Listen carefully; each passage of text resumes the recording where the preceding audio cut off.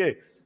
Mas vamos lá. Então, ele começa a chamar a atenção de que nós não devemos estranhar, versículo 13, se o mundo nos odeia. E isso vai ser uma característica quando a gente tiver valores que se contrapõem aos valores convencionais, tá? Então, em relação a uma coisa que agora tudo é GLBT, X, Y, Z+, não é isso? Tudo é isso. Aí a gente fala assim, olha, classicamente, dentro da igreja, a igreja é acolhedora ao homossexual, mas não a prática do homossexualismo, tá? Ah, mas não pode.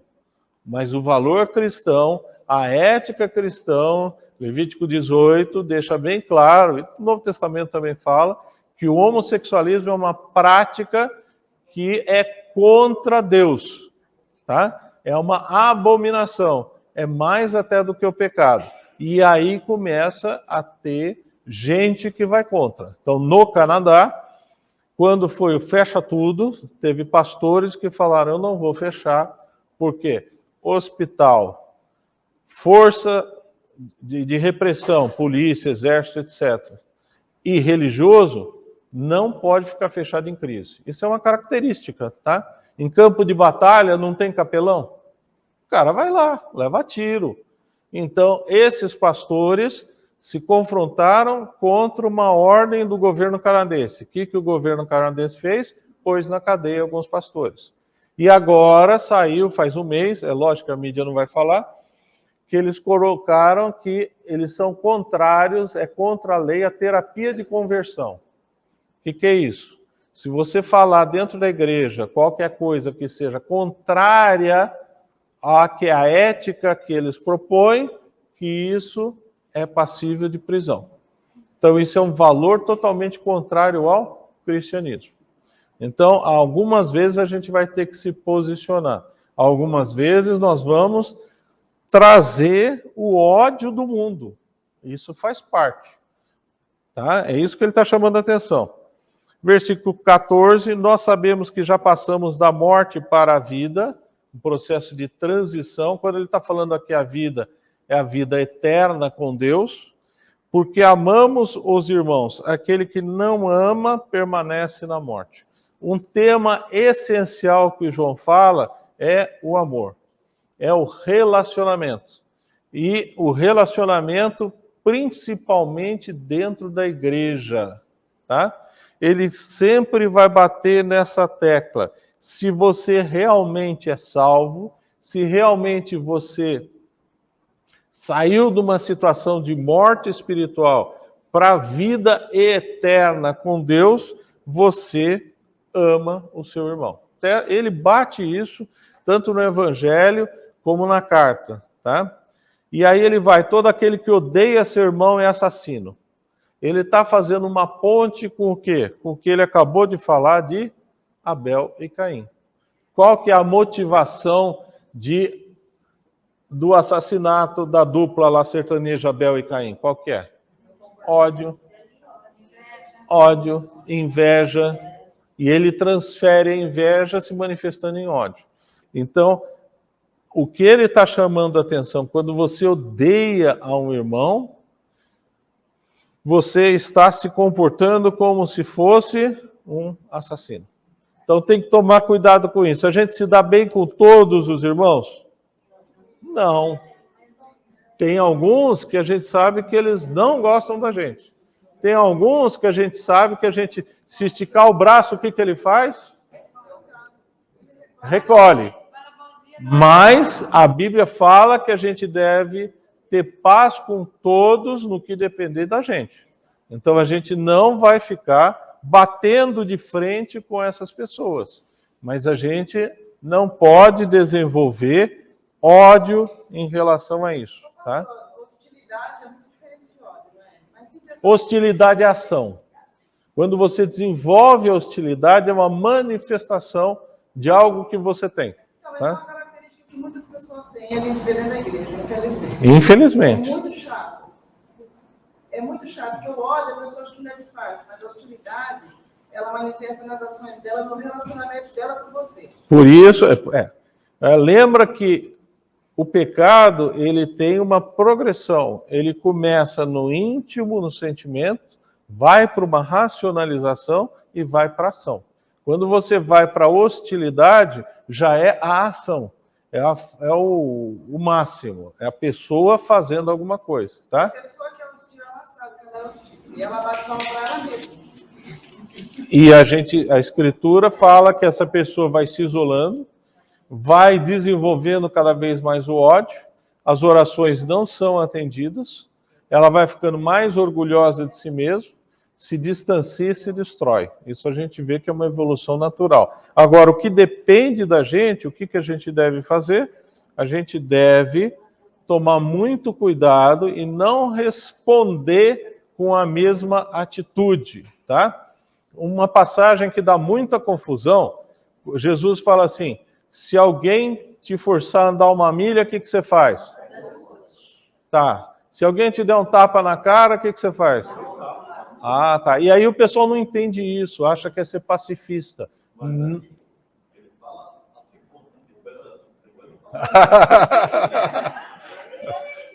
É porque os dois já se cansaram, tá? Ele fala no sentido de que a sua ação deve ser algo surpreendente, algo inesperado. Se alguém te xinga, te ofende, qual que seria a resposta natural? Só de você ficar quieto, de você sorrir, de falar bom dia, você está andando a 2ª milha. Você está virando o rosto, você não está reagindo, tá? E Jesus vai adiante, ele fala, se você fizer isso, você se comporta como se fizesse o quê? Porque no nosso ímpeto, a vontade que dá é de espera lá na esquina que eu te pego. Às vezes é bom, né? Mas... Não é não, pastor. Eu vou voltar naquele negócio que eu falei para o senhor semana passada aqui na aula. A nossa condição... Aí eu pensei, me deu vontade de fazer isso já. Muitas vezes, eu comentei com ele na quarta-feira. Falei, olha o que você escapou, hein? Dá vontade de estar assim, na lata, mas o Espírito Santo não deixa, pelo menos amém. Não deixa mais. Eu me incomodei, a ira que eu senti, a vontade que dá é de dar um pouco na hora, na lata. Mas eu não posso fazer isso porque eu não sou igual a ele. Eu não sou igual a pessoa, então, igual a ela. Você reagiu guiada pelo Espírito. Eu estou querendo dizer também que algumas vezes o Espírito Santo vai te falar para você dar uma resposta para a pessoa atravessada, ela nunca vai fazer isso, tá? Lembrar, porque a pessoa não deve se culpar muitas vezes por tomar uma atitude. Algumas vezes a atitude, mas eu não pensei nisso. O que a Bíblia fala, irai-vos e não pequeis. Salmo 4, não se põe o sol sobre a vossa ira. Significa que você não deve ficar remoendo a ira. Mas você pode ter um processo, se alguém te pisar no calo, pode doer. Tá? Eu estava no avião, depois de 3 horas lá suando, pingando, alguém chega e me empurra. Eu fiquei uma onça.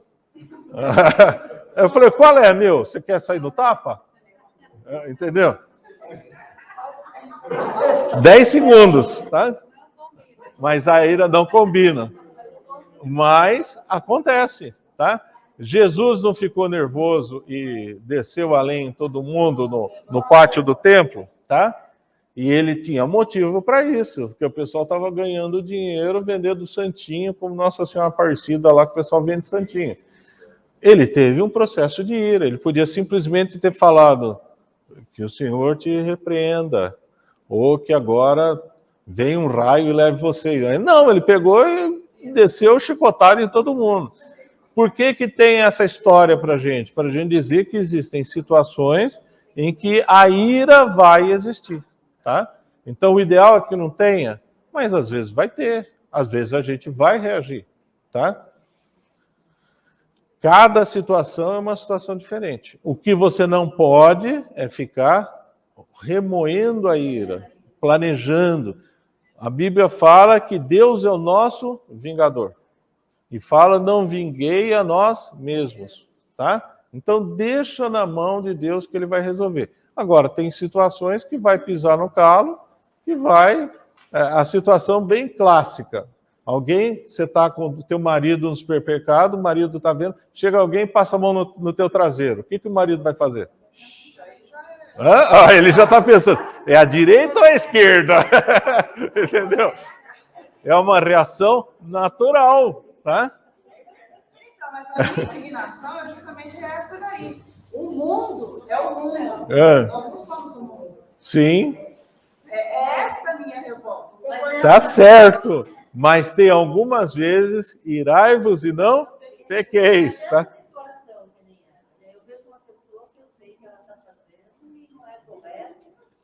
Eu acho que a gente tem que agir de uma forma, mostrar para ela, de uma forma bem sutil que ela está errada. E o que seria? Tratar ela diferente do que ela está me tratando. Ah, ótimo.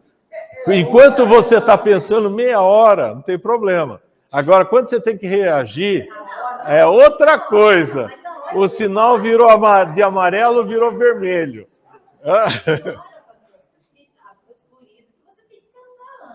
Mas você não pensa. Você não pensa. Por isso que a gente tem um advogado perante o Pai, Jesus Cristo justo. Como se alguém te contar uma história, porque o fulano me fez isso. Você tem que tomar cuidado, porque de repente você vai fazer uma coisa pior. Exatamente. Então, cuidado com crítica. Isso. Tá? Cuidado com crítica. Cada situação é uma situação. Tá? Vamos lá. Versículo 15. Todo aquele que odeia seu irmão é assassino. Tá? Ele está falando no sentido de espiritualidade. A gente queria muitas vezes matar o irmão. Ninguém já teve essa sensação, só eu? Já. Entendeu? Tá? Vós sabeis que todo assassino não tem a vida eterna permanente em si. Esse é um problema. Essa é uma carta teológica. Tá? Então, ele está falando da ideia de assassinato. Tem diferença entre matar e assassinar? Qual a diferença? Um policial, ele, quando está trocando tiroteio com o PCC, ele é um assassino ou ele está matando alguém? Está matando. Então, cuidado muito em relação a isso. Tá? Aqui ele está falando que todo assassino não tem a vida eterna permanente em si. Isso é um negócio muito complicado. Vai para um pouquinho para frente, João 5:16.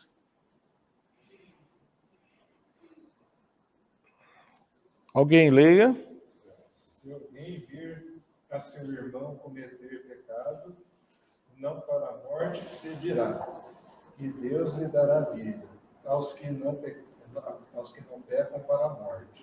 Há pecado para a morte, e por esse não digo que rouba.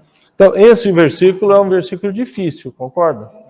Você deve orar pelo irmão, por todos os pecados que ele tem, mas por um pecado que seja para a morte, fala para não orar. O que ele está querendo dizer com isso? O que ele está querendo dizer? Tem um irmão seu que cometeu pecado, mas um tipo de pecado você não deve orar. Qual tipo de pecado ele está especificando aqui? Parece que é o assassino. Ele não especifica, mas parece, se você faz a ponte com o que a gente vê no 15, ele está falando que a gente não deve orar por alguém que comete assassinato. Tá?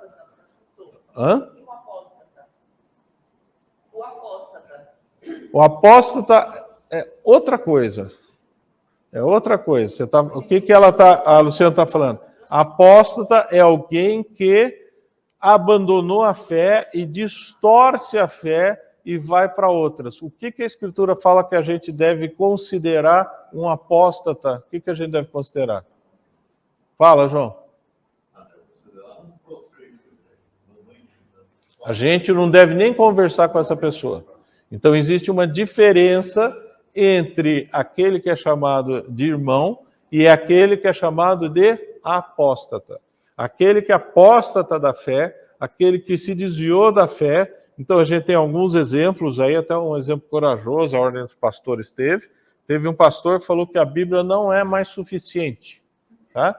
Ele, como revelação. Ele já tinha falado antes que Deus não é mais soberano, que a soberania de Deus tinha sido transferida para o homem. Isso não é novo, isso é coisa antiga, mas ele voltou para isso. Aí ele foi excluído da ordem dos pastores. Então, quando você... Demorou, porque essa história já vem há 10 anos. Então, o que acontece? Quando você tem alguém que apostata da fé, segue doutrinas que corrompem, que desviam da verdadeira fé, você não deve ter nem contato com essa pessoa, tá? Cuidado que isso não é porque, eu acredito que Jesus ressuscitou na sexta-feira, não, eu acho que foi no sábado, isso daí não é doutrina relevante, importante, isso dá para saber na escritura, deixa eu te falar. Outra que é mais, que o pessoal cria mais confusão. A igreja vai ser arrebatada no meio, no fim, depois da tribulação, quando que vai ser. Então, tem alguns assuntos que a gente não deve nem ficar batendo boca nem discutindo, tá? Mas isso não é apostatar da fé. Apostatar da fé é você ensinar doutrinas que interfiram diretamente com a sua relação com Deus, tá? Então, tem diferença. Todo mundo sabe tudo de teologia ou da escritura? Não. Todo mundo fala 100%, o professor, pastor fala 100% que é correto? Também não. Agora, não pode entrar em assunto que desvia a pessoa da fé, da dependência de Deus, acrescenta coisas ou suprime coisas que criam confusão. Deu para entender, Luciano? Pastor, mas ele foi desligado. Essa pessoa foi da ordem, também da igreja, ele continua lá. A igreja, por definição, o modelo da Igreja Batista, ele é congregacional. O que é isso? Cada igreja é independente e autônoma. Então, se a igreja ela faz o que ela bem entender, só que ela tem um pastor que é excluído da ordem, essa igreja automaticamente deixa de fazer parte da união que a gente chama Convenção das Igrejas Batistas. Como que a pessoa sabe que essa igreja não pertence mais? Porque ela continua como igreja batista. Ela põe o título lá. Mas ela não pertence mais a... Ela não entra na Convenção Batista Brasileira, você tem que entrar no site. A convenção tem toda a relação. Tá? Então, o nosso modelo ele é congregacional. O da Igreja Católica não é.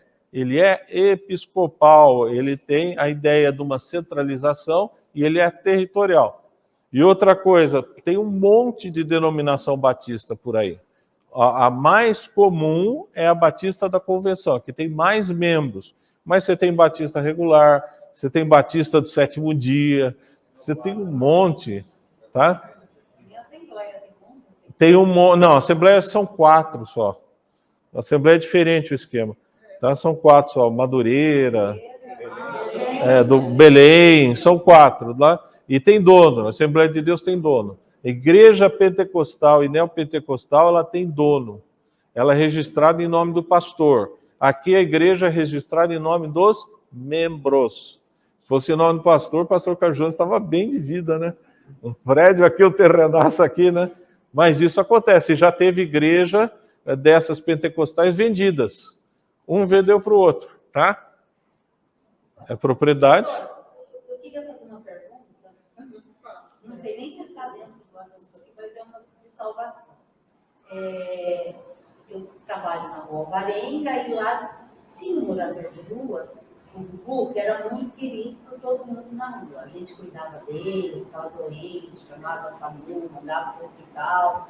E falava para ele de Jesus, tratava ele super bem.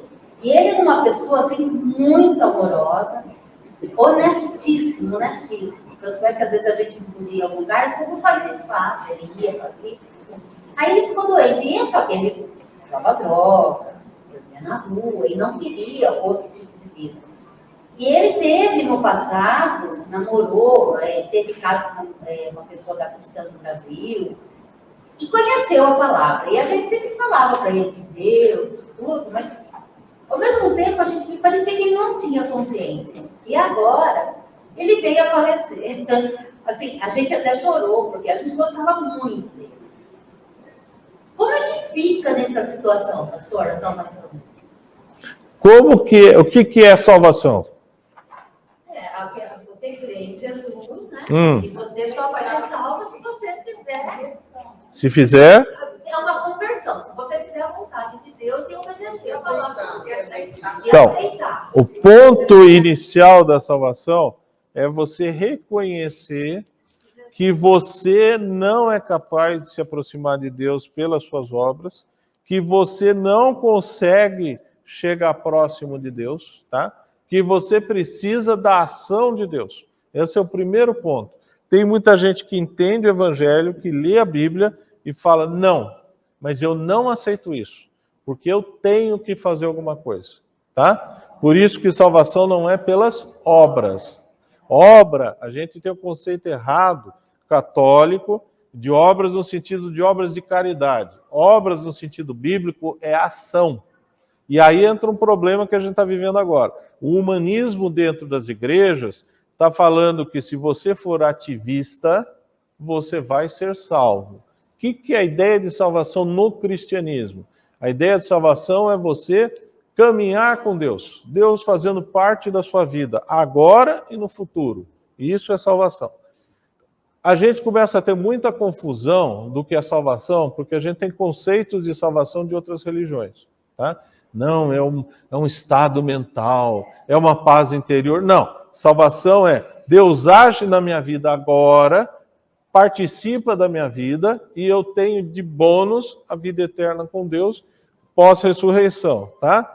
Efésios 2:8. Porque pela graça sois salvos. Paulo está falando, vamos por partes.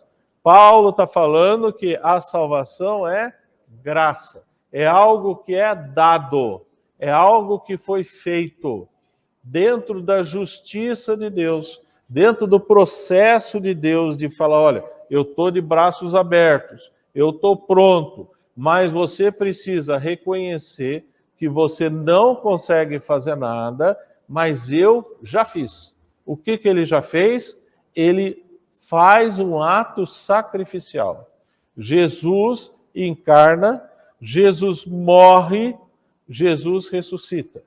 Jesus morre no nosso lugar e ressuscita simbolicamente para a nossa ressurreição, tá? No sentido de graça. Então, a pessoa tem que identificar que Jesus morreu e ressuscitou como obra de Deus. Se ele reconhece isso, é o primeiro ponto, tá? Ele fala mediante a fé.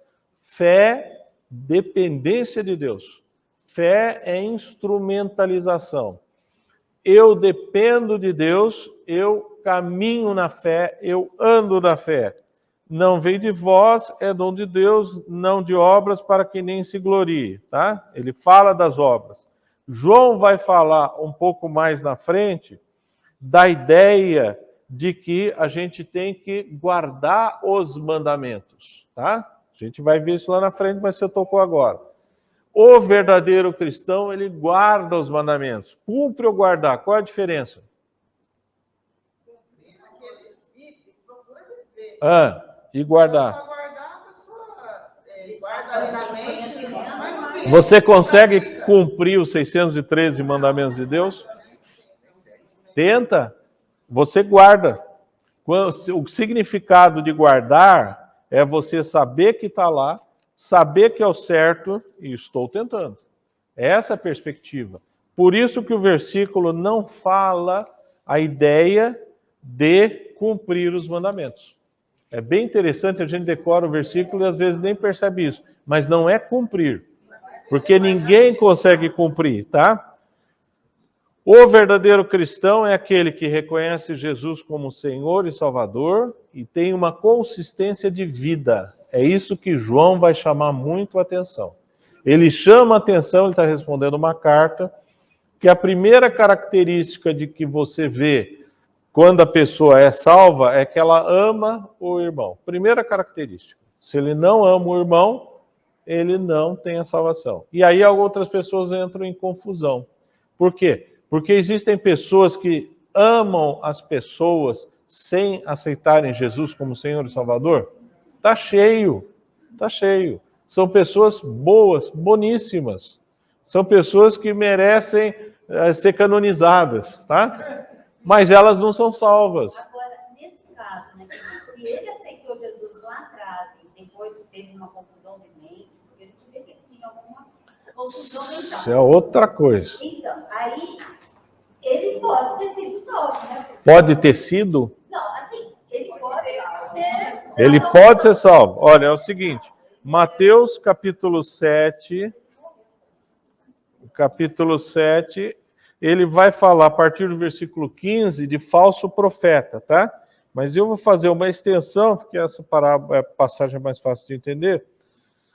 Ele vai falar, no 17, assim toda árvore boa produz bons frutos, porém árvore má produz frutos maus. Isso vale para o cristão? Com certeza, tá? Isso com certeza. E Tiago, aqui, só ler, é que ele repete aqui, não precisa. Vai para Tiago capítulo 2. Cadê você?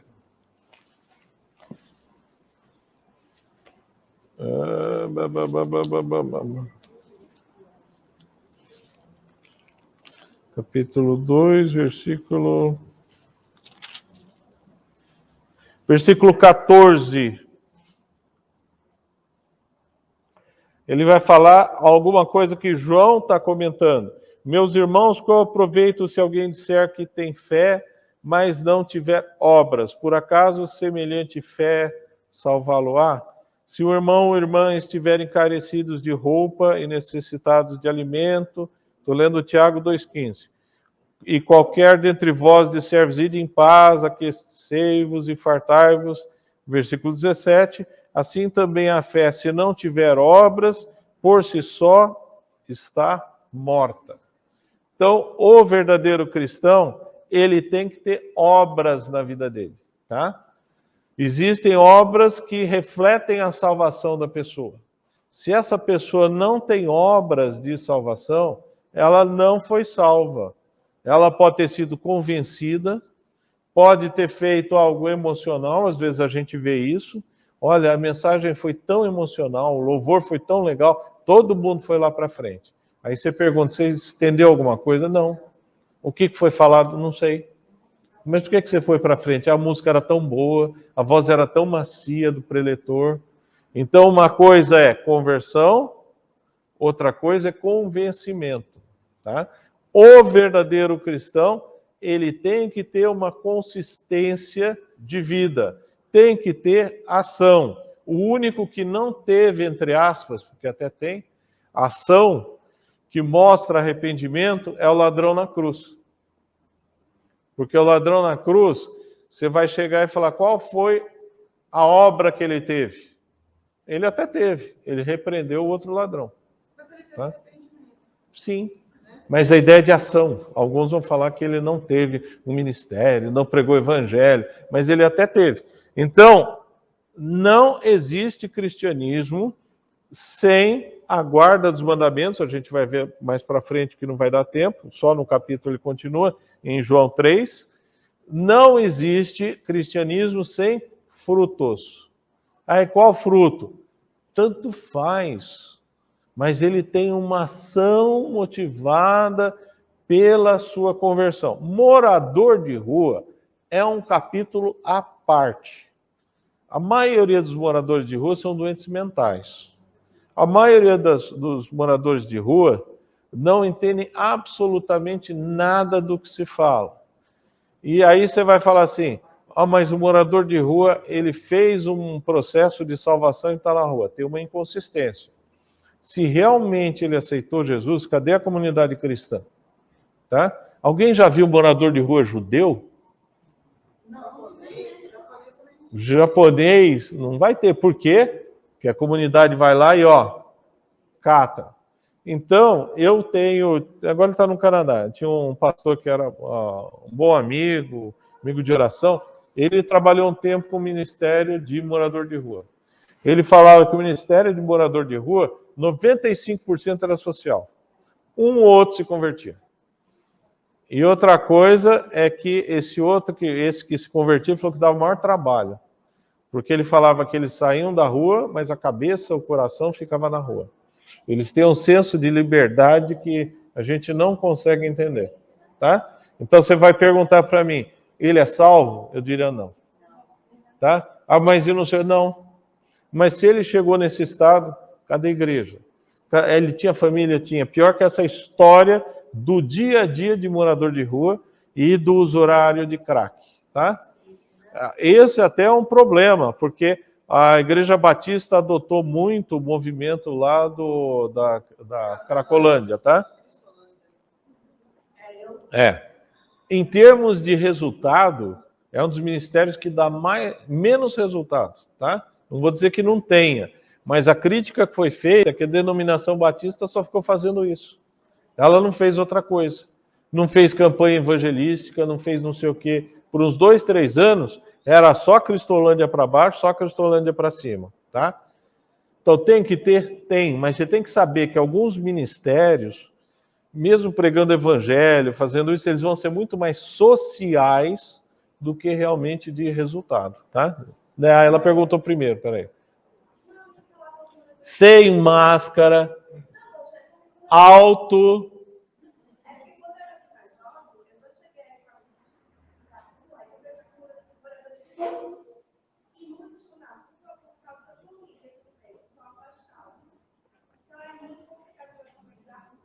O que ela falou?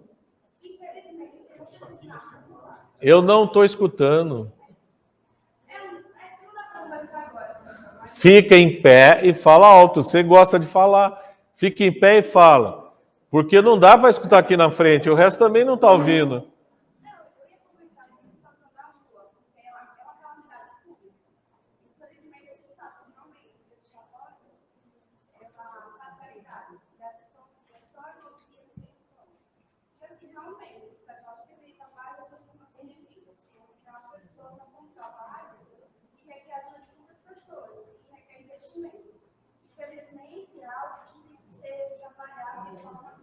Então, morador de rua é um problema complicado. Não é a miserabilidade que justifica, tá? Não é falta de comida, não é falta de emprego. É muito mais complicado que isso.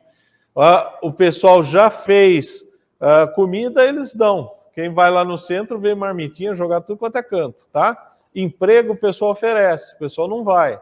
Então é um negócio muito difícil resolver. Eu não sou capacitado para trabalhar com isso. Esse amigo meu que era pastor, etc., ele falou que era um desastre. Eles pegavam um por ano que eles conseguiam colocar na igreja, arrumar emprego, pagar a casa, eles faziam tudo. Mas o pessoal não queria. É a mesma coisa que quem é viciado em crack. Você começa a tratar o pessoal, o que ele faz depois de 6 meses? Volta. Tá? Então é um problema muito difícil. Os únicos países que resolvem isso são os países realmente opressores, tá? Então você vai ver morador de rua em Cuba, você vai ver morador de rua... Na China já começou a ter, não tinha. Por quê? Porque eles sumiam com o pessoal, virava pó. Nesse caso, o pastor desse morador do Plano, ele vinha correndo atrás de mim, que estava com dor de estômago. Aí uma vez eu chamei o SAMU, ele fez uma cirurgia no estômago, uma úlcera, perfurou. Aí ele foi ficar na casa da irmã, a irmã cuidava, mas ele não queria ficar, ele queria ficar na rua. Sim. Aí ele voltou para a rua, aí quando eu soube aonde ele foi internado, porque nesse caso, se você for no seu carro para socorrer, fica mais difícil do que você chamar o SAMU. Porque daí você chega no hospital, não tem aqui, você leva lá, você leva lá. O SAMU não, o SAMU se encarrega de levar, né? Então, não tem... Legalmente você nem pode. Isso, exatamente. Aí, quando eu fiquei sabendo que ele estava na USP, eu fui visitá-lo, né? Aí cheguei lá para fazer a visita, quando ele me viu, pastor, mas ele abriu um sorriso, aí ele falou para o médico, essa é minha patroa, tem que trabalhar. Sabe? Então a gente pegou um amor muito grande. Sim, você fez uma obra social. Tem pessoas que você vai ficar ajudando a vida inteira e nunca vão se converter, tá? O amor cristão, ele não é um amor de resultado. Só que, ao mesmo tempo, você tem que saber disso daí. Então, saiba que você vai ajudar alguns que nunca vão fazer nada para você em torno. Uma irmã veio procurar para fazer serviço social em relação a isso, trabalhando a questão da evangelização. pastor Carlos Jones falou que é recomendação da prefeitura não ficar alimentando, porque eles vão aglomerar cada vez mais. Mas em busca de quê? Só de comida. Não há mudança, eles não procuram mudança de vida. Sim. Né? Então é complicado isso daí. Eu acho complicado. Essa história de... Teve uma ONG aí que resolveu dar barraquinha pro pessoal, não sei se vocês sabem. O que aconteceu? O pessoal montou tenda de tudo quanto é canto. O Dória andou distribuindo marmitinha aí na época do início da pandemia. Se alguém fosse no centro, não conseguia andar, porque eles abriam a marmitinha e jogavam fora. Tá? Então, não é um problema simples, é um problema complicado. Se alguém tiver chamado para isso como ministério, a gente orienta grupo que trabalha, tá? Existe grupo que dá sopa e com assistente social do lado. Mas faz cadastro na prefeitura, porque é muito difícil. São Paulo deve estar agora com 30 mil moradores de rua. E esses moradores de rua, a grande maioria usa crack. Então, eles são fomentadores de assalto, fomentadores de violência. Vamos mais no versículo. 16. 1 João 3,16. Eu sei, mas isso daí é só para me apressar que eles tocam. Nisto conhecemos o amor que Cristo deu a vida por nós e devemos dar nossa vida pelos irmãos, tá? Ele vai entrar num assunto que fala da importância da comunidade cristã entre os irmãos. O judeu faz isso muito bem. Dentro do cristianismo, dentro das comunidades cristãs específicas, a gente tem que tomar cuidado em relação a isso. A gente deve cuidar dos irmãos. A gente vai voltar semana que vem. Agora, não é um problema simples, porque é frequente vir gente que a gente nunca viu na igreja, vem aqui 2 vezes e vai lá bater no gabinete pastoral e fala assim, eu preciso de 10 mil reais para pagar minhas contas. Isso não é uma vez no ano que acontece, tá? Ou alguém que se torna membro por 1 ano e depois vai pedir dinheiro. Não, mas olha, está na Bíblia que eu tenho que ajudar. E quando você fala assim, e você está gastando dinheiro em quê? Não, isso não tem nada a ver com você. Então tem que tomar cuidado. Sempre as coisas com bom senso, tá? Hoje a gente não conseguiu progredir muita coisa, né? Mas...